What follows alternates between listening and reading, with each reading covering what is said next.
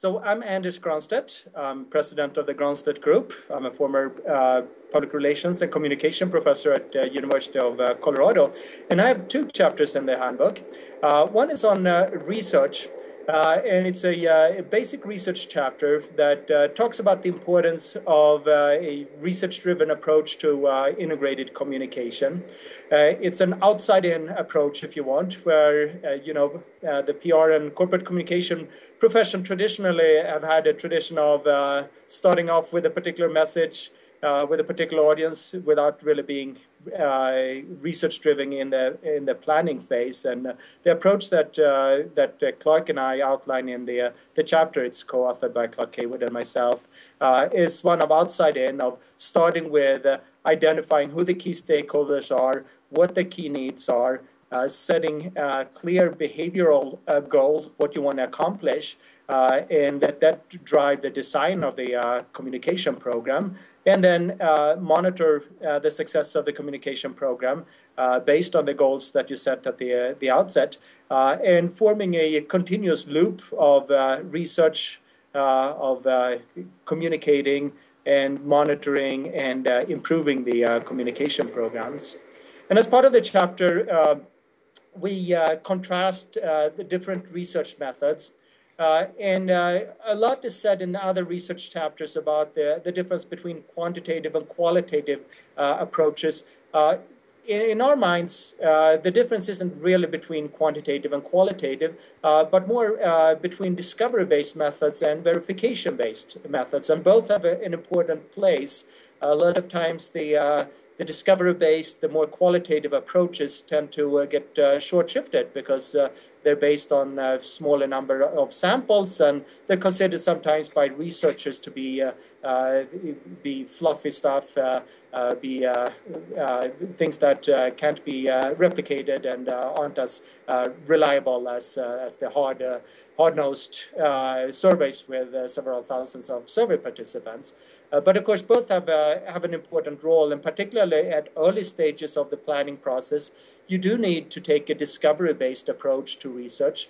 You do need to go out and talk to people with an open mind, and that can be, of course, face-to-face or having online conversations or indulging yourself in social media without having a hypothesis in mind, but with an open mind and with a questioning mind, and asking a lot of open-ended questions to your stakeholders. And later you move into more of a verification-based research, which is the more traditional, where quantitative research tend to play a more important role. But you don't start with a 2,000 people phone survey or online survey. You start with a more discovery-based research methods. And so we go over those in the chapter.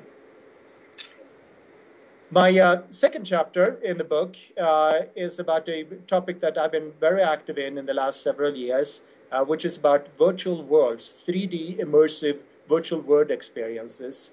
I've been the host of a weekly speaking series in Second Life called Train for Success for some 4 years now.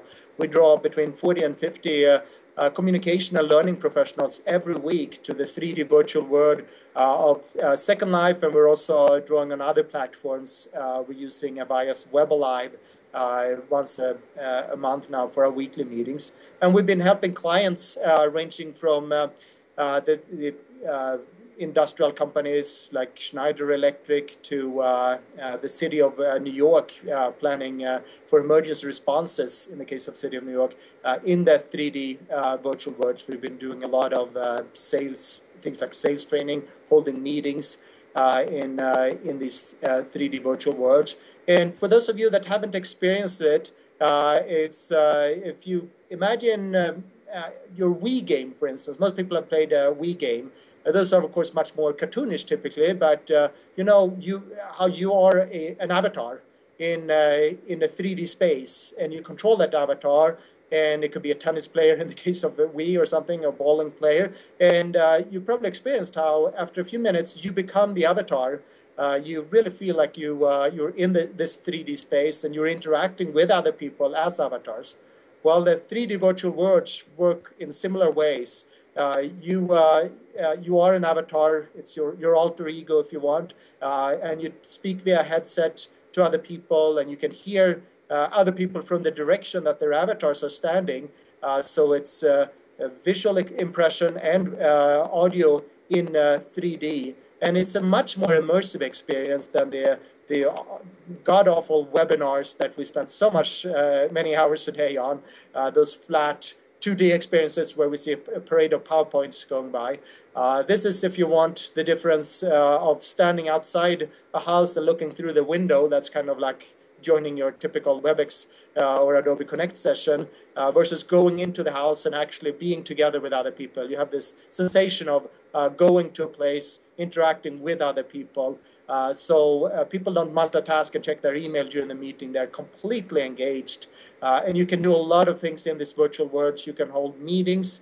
You can certainly show PowerPoints, do screen sharing, do everything that you do in a traditional WebEx meeting. But you can also show things in 3D. You can drive vehicles. You can walk into buildings and really take advantage of the 3D space and keep people engaged in a way that you don't do in more traditional conference calls where you're talking to disembodied voices over a phone line. And the way I open the chapter is by quoting an industry colleague who positions virtual words in the stream of social media, where, and I think this is a pretty apt metaphor, where your Twitter feed and Facebook and other social media are sort of a lot of times are described as, you know, a stream, a fire hose of information.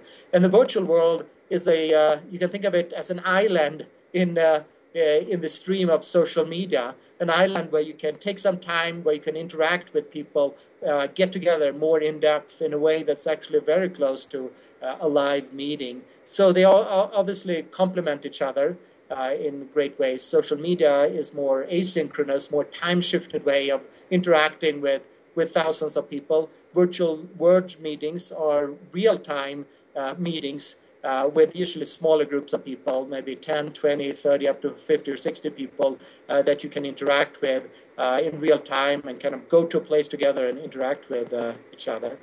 So I outline those and a number of other applications of virtual worlds in the chapter. But really the only way to appreciate it is to actually join a meeting for yourself. So I'll encourage you to come to our weekly Thursday meetings at noon Eastern at Train for Success. We have a Facebook page with a schedule to experience it for yourself. So as for the future of virtual worlds, what we're seeing now, of course, in all online communication is that we're moving from bigger to smaller. We're moving from mainframe computers to stationary PCs, to laptops, to mobile devices, tablet, and smartphones. And this development is only going to be accelerated, of course. I think already we're at a point where everything has to be designed now for the touchscreen device. Tablet devices are going to surpass laptops in just a couple of years. And we're at a point now where we have to, I think, stop even thinking about designing for the laptop and focus completely on the tablet device and smaller. And of course, it's not going to stop at the smartphone. We're going to have augmented reality through our eyewear and other miniaturized devices where you can look at reality and have layers of data superimposed over reality as you're looking through a pair of glasses, for instance. And we're going to get new input devices rather than having this clunky keyboard that was developed for the typewriting age. We're already seeing with the Xbox Kinect, where you can have gesture input, where you move your arm and your avatar's arm will move with it. And that will take avatar interaction to new levels where you can incorporate gestures. I can be speaking with my arms like this, and my avatars will mirror exactly what I do. And of course, and this is going to be done on maybe a tablet device where you use the touch screen, and maybe you use the gyro effect of moving as you're moving the tablet device, you're going to move forward with your avatar. So that's an exciting new world that we're finding, where the interface is going to be more and more natural. We're going to become even closer aligned with our avatars, and the virtual worlds are going to seem even more real as these input devices get smaller and more natural with camera functionality pointing at us. So I think that that's going to be a virtual explosion here of new developments in virtual worlds, and the only thing really holding it back are decision makers that are unsecure about themselves, that are holding it back, and the IT departments. I talk a little bit about that in the chapter, and HR departments and legal departments, who are frankly guardians of status quo. These are the same people who were fighting email in the workplace, instant message in the workplace, iPhones and smartphones in the workplace. They are fighting this tooth to nail because this means giving up control for them. And they are leveling all of their ammunition as far as security concerns and other things, which we know are nothing but poor excuses for preventing progress and preserving status quo. So I think corporate communicators need to fight the good fight against the IT Nazis and the HR Nazis who are trying to prevent progress. So my one advice to new students or anyone really in the industry is that you can't read a book about this. Reading the handbook is a great start, but you gotta immerse yourself into social media and virtual worlds. You can't begin to talk with authority about these things if you're not an active participant. Come to our weekly meetings in the virtual world, experience them, perhaps give a presentation, and of course you have to engage in other social media. You gotta have your Twitter account and your Google Plus and your Facebook, and be an active participant in these media. Be part of the conversation to really understand firsthand about this medium, and I think it's a great learning experience. You really do learn from the best in the industry. We, at our weekly meetings, for instance, we bring in top-notch speaker every week that you can learn from. So being part of social media and virtual world will help you talk about it with more authority, and you learn from the greatest people just by being part of the conversation. Okay. Anything else? Well, I didn't really address the future of research. Should I? Yeah. Yeah, okay. So as for the future of research, of course, social media is making research so much more accessible these days. People have these open book conversations now, and all you have to do is be part of those conversations, eavesdrop on those conversations. And so research is, of course, becoming virtual, in the days of going to a mall and intercepting people and sitting down face to face are probably gone forever. And instead, you'll be intercepting people during a Twitter conversation, or rather you'll be throwing yourself into those conversations. And I think this is making research accessible to everyone. It's not only the sole domain of a single researcher at your department or a single research vendor, but everyone involved in corporate communications are now the researchers. It's becoming distributed not just in the corporate communication department, but within everyone in the organization. Everyone needs to be part of the social media conversation.